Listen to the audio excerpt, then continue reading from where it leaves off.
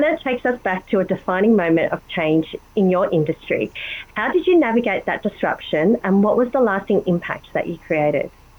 We all live in the world of uncertainty at any time, and I think it's almost to be expected, because the notion that the things meant to happen the way they're meant to happen, and that challenges happen at any time, regardless if we're welcoming them or not, and they're almost welcome.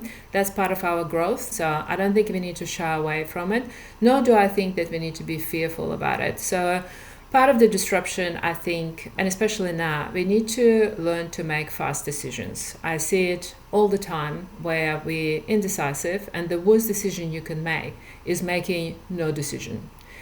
And sometimes we win, sometimes we learn, but we need to keep moving forward, and we shouldn't let perfection stay in the way of making progress. But these decisions could not ideally and should not be made in isolation. But we do need to get the right people involved, right people, because there will be governance, data, safety, privacy, the commercial impact. When you have the right people in the room, and you're transparent in communicating, it becomes very, very easy to make that decision. Just don't create a massive forum around it that where you're going through too many reiterations, because at the end of the day, someone needs to make a call.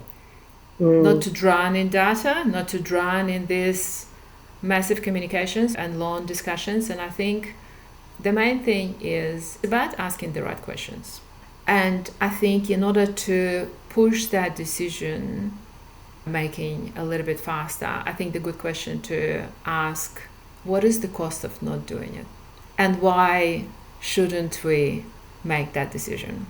Because indecision could be very costly as well.